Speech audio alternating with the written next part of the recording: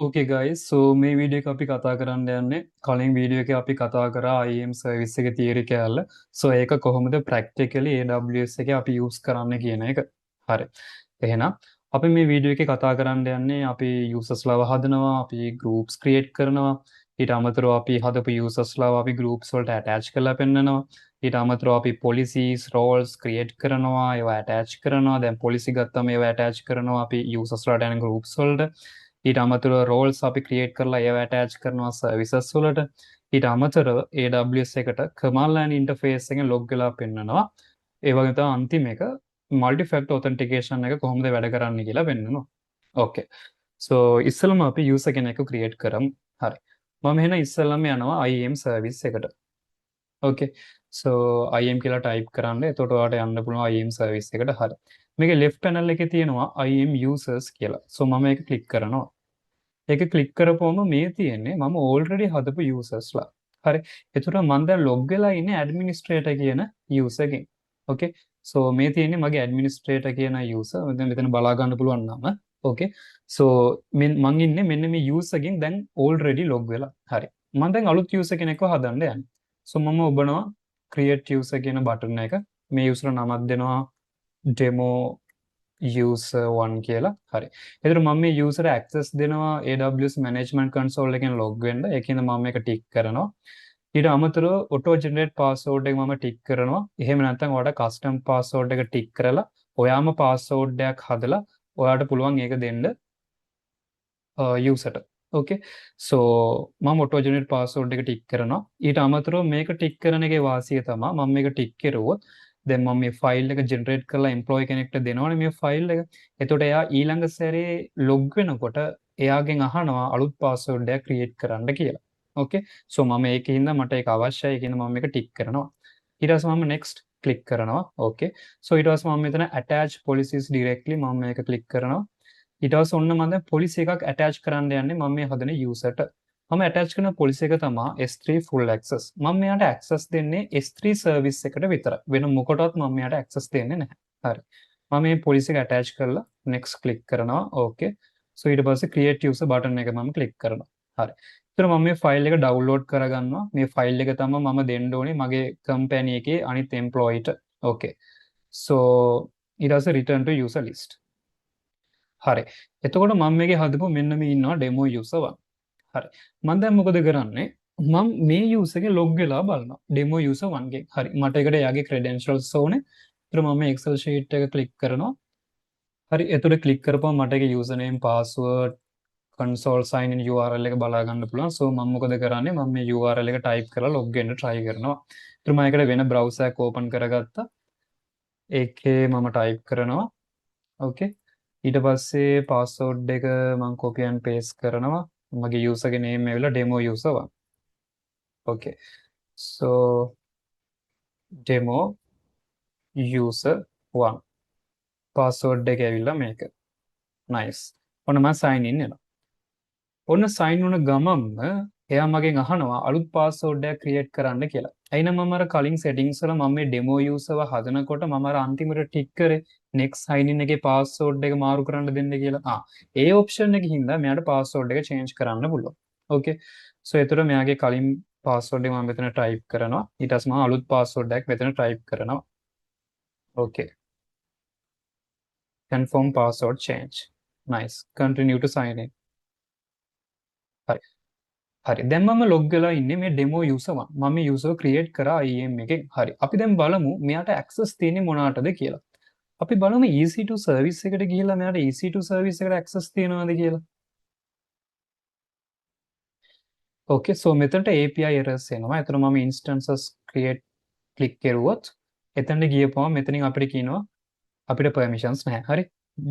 you are not authorized to perform this operation. EC2 service එකට අපිට access නැහැ. එහෙනම් අපි වෙන service එකක් අපි try කරලා බලමු. අපි බලමු amplify service එක. හරි. amplify service එක අපි use කරනවා front end host කරන්න.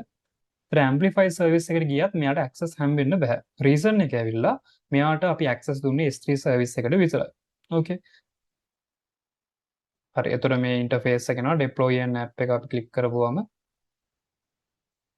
මෙතන අපිට එනවා අපිට access නැහැ. not authorized to perform list apps. හරි අපිට apps ටික බලා ගන්නවත් මේවා නැහැ.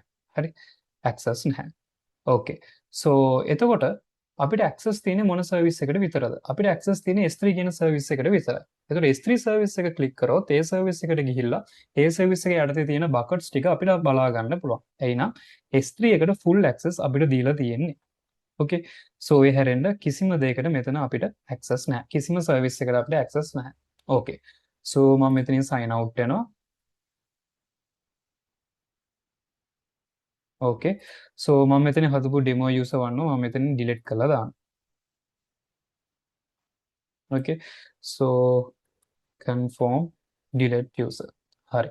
එහෙනම් අපි user කෙනෙක්ව හැදුවා user කෙනෙක්ට policy එකක් attach කරා. ඊළඟට අපි group එකක් හදමු. එතකොට මෙතන left panel එකේ click කරන්න IAM user groups. එතකොට මෙතන create group click කරන්න. click කරුවට පස්සේ මෙතන group name එකක් දෙන්න පුළුවන්. So එතකොට මම මෙතන දෙනවා database admins කියලා group එකක් හදනවා. හරි. එතකොට මේ group එකට මම attach කරනවා දැන්ට ඉන්න users ලාගේ ශිහාන්, සසිඳු, සංගීත් මේ තුන් දෙනා මම attach කරනවා ඒ group එකට. එතකොට මේ group එකට මම policy එකක් attach කරනවා database policy එකක්. හරි. එතකොට RDS කියන්නේ database service එකක්. එතකොට RDS කියන full access එක මම මෙයාට දෙනවා. මම මෙයාට කිව්වේ මේ group එකට මම attach කරනවා. එතකොට මම මේ group එකට attach කරපුවාම මේ group එකට මම attach කරපු users ලා තුන් දෙනාටත් මේ Amazon RDS full access කියන permission එක වළංගු වෙනවා. Okay. So create user group. Nice. එහෙනම් මේ තියෙන අපි හදපු group එක database admins. ඒ group එකට ගියපුවාම group එකේ ඉන්නවා අපි හදපු users ලා තුන් දෙනා. Okay. අපි attach කරපු users ලා තුන් දෙනා. එතකොට මේකේ ශිහාන් කියන user click කරොත් හරි. එතකොට එයාට පුළුවන් IAM user change password කියන policy එක ඒක directly attach වෙන එකක්. ඊට අමතරව එයා ඉන්නවා මේ developers කියන group එකේ. හරි. එතකොට developers කියන group එකෙන් ඒ group එකේ තිබ්බ permissions තුනක් මෙයාට add වෙලා තියෙනවා. ඊට අමතරව අපි මේ දැන් හදපු database admin කියන group එකට අපි attach කරපු Amazon RDS full access කියන එකත් මේ permission එකත් මේ user ට add වෙලා තියෙනවා. Okay. So එතකොට ශෙහාන් කියන user එකෙන් log වෙලා බැලුවොත් එයාට access තියෙන්නේ Amplify එකට access තියෙනවා, API gateway එකට, EC2 එකට access තියෙනවා.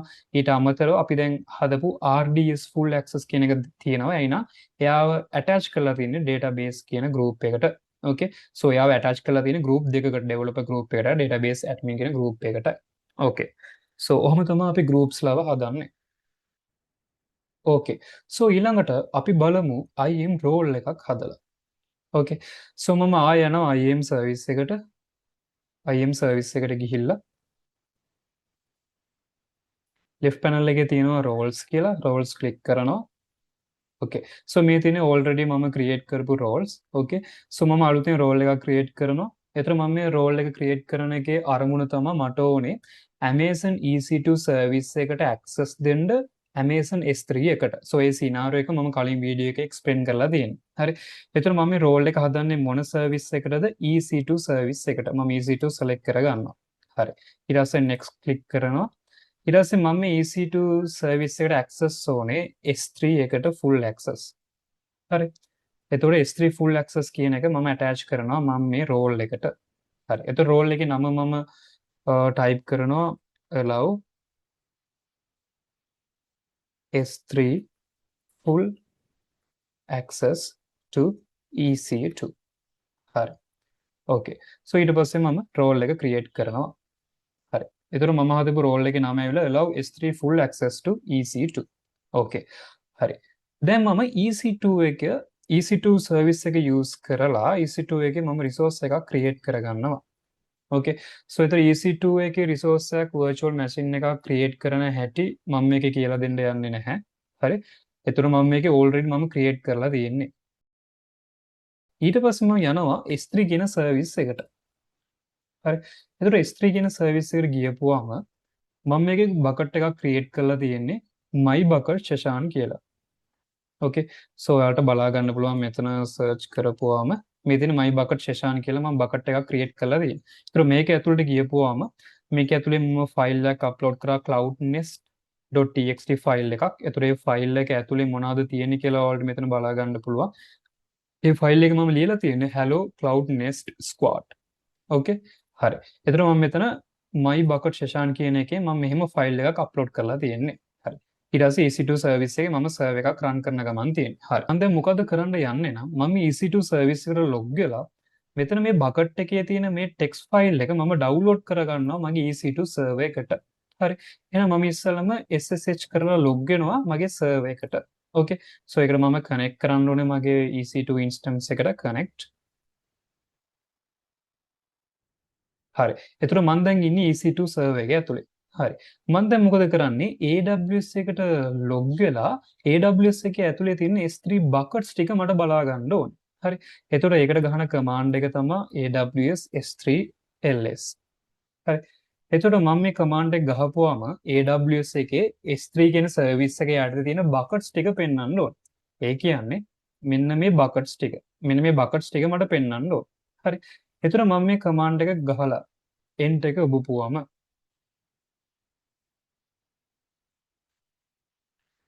මෙතන කියනවා unable to locate credentials. හරි. එතකොට මට access නැහැ. S3 එකට මට access නැහැ. so මම දැන් මොකද කරන්නේ? මම මේ instance එකට අර role එක attach කරනවා. අපි කලින් හදපු role එක. එතකොට actions වලට ගියා, security වලට ගියා, modify IAM role. so එතකොට මෙතන අපිට search කරන්න පුළුවන් අපි හදපු role එක allow S3 full access to EC2. හරි. ඔන්න මම IAM role එක attach කරා මගේ EC2 server එකට. හරි. දැන් attach වෙලා තියෙනවා. හරි. දැන් අපි type කරලා බලමු මේ command එකම. දැන් access හම් වෙනවා. මේ තියෙන්නේ අර buckets ටික. මෙන්න මෙතන පෙන්නන buckets ටික. හරි. මට දැන් ඕනේ මේ my bucket session කියන bucket එකේ ඇතුලේ තියෙන අර text file එක download කරගන්න මේ server එකට. so ඒකට ගහන command එක තමයි මෙතන තියෙන්නේ. okay. copy and paste. okay. හරි. එයාව download වුණා. එතකොට ඒක ඇතුලේ තියෙන එක අපිට බලා ගන්න පුළුවන් cat command එකෙන් cloud nest.txt. okay. so ඒක ඇතුලේ තියෙනවා hello cloud nest squad. nice. එතකොට මේකෙන් ගන්න තියෙන idea එක තමයි සර්විස් එකක්. ඒකේ මෙතන අපි EC2 සර්විස් එකට S3 සර්විස් එකත් එක්ක කනෙක්ට් වෙන්න අපිට රෝල් එකක් මෙතනට ඇටච් කරන්න සිද්ධ වුණා. හරි. හරි. දැන් අපි බලමු කොහොමද AWS එකට command line interface එකෙන් log වෙන්නේ කියලා. හරි. මම command line interface එක open කරගන්නවා CMD එක. හරි. එතකොට මේක වල AWS CLI එක install කරලා තියෙන්න ඕනේ. okay. හරි. මම install කරලා තියෙන්නේ මට ඒක verify කරන්න පුළුවන් AWS version. හරි.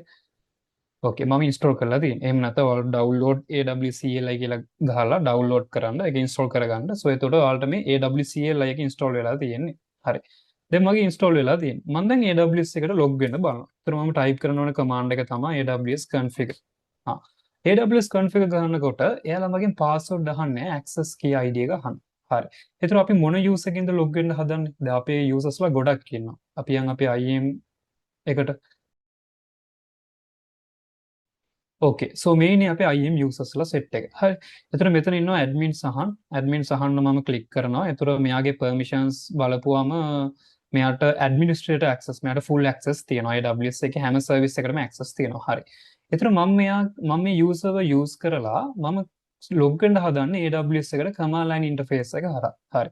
එහෙනම් security credentials වලට ගිහිල්ලා මම access key create කරනවා. command line interface එකට තමයි මට ඕනේ access keys. okay, I understand.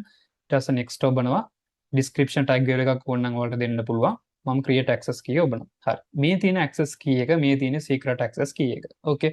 so මම මේක file එකක් විදිහට download කරගන්නවා කෝකටත්. අනිවාර්යෙන් download කරගන්න ඕනේ. හරි. එතන මම access key එක copy කරලා අර මම open කරගත්ත command line interface එකේ මෙතන paste කරනවා. okay. ඊට පස්සේ මම enter ඔබනවා. ඊට පස්සේ secret access key එක අහනවා. secret access key එක තමයි මෙන්න මේක. so ඒක මම copy කරගන්නවා. ඊට පස්සේ මෙතන paste ඔබනවා. හරි. ඊට පස්සේ මම enter click කරනවා. ඊට පස්සේ default region එක AP Southeast 1 කියලා ගමු. okay. format okay. එහෙනම් මම දැන් මේකට log වෙලා ඉන්නේ. හරි. එතකොට මට බලා ගන්න පුළුවන් log වෙලාද නැද්ද කියලා මම මේ command එක ගහනවා. එතකොට මගේ laptop එකේද මම මේ command එක ගහනවා. ගහපුවම මට පෙන්නනවා S3 සර්විස් එකේ තියෙන buckets ටික. එතකොට මම මෙතන මොකද්ද කරේ? AWS එකට log වුණා command line interface එක හරහා. Okay. So that's it. Okay. So අපි දැන් බලමු multi factor authentication එක කොහොමද වැඩ කරන්නේ කියලා. හරි. මම ටග් ගාලා user කෙනෙක්ව හදනවා. මෙයාගේ නම ඇවිල්ලා අපි හිතමු මේෂාක්. හරි. එතන මම මේ user ටග් ගාලා හදලා මම මෙයාව attach කරනවා administrator group එකට. එනේ administrator group එකට මම already attach කරලා තියෙන්නේ full admin power එක. හරි. එතකොට මම මෙයාව attach කරුවා. Okay.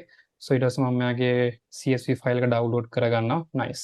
එතකොට මම මේ console එකට මම මෙයාගේ log වෙන්න try කරනවා දැන්. හරි. නම මේෂාක් මම password එක copy කරගන්නවා.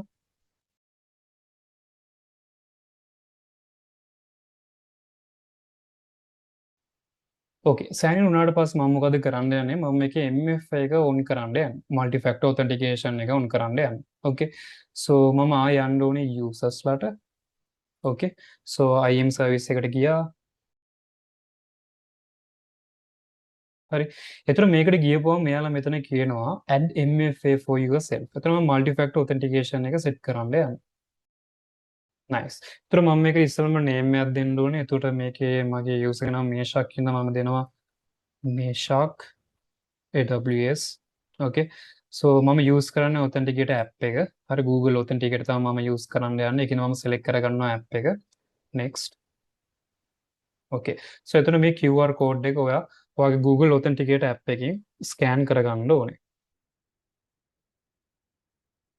okay so මම මේක scan කරගත්තා එතකොට ඒකේ පෙන්වන පළවෙනි code එක මම ගහන්න ඕනේ දැන් මගේ පෙන්වනවා 250යි 112යි so ඊළඟ code එක පෙන්වනවා 954යි 227යි okay add MFA nice මම multi factor authentication එක දැන් on කරන් තියෙන්නේ හරි ඒක ඔයාලට check කරන්න පුළුවන් මම ආයේ sign out වෙලා sign in වුණොත්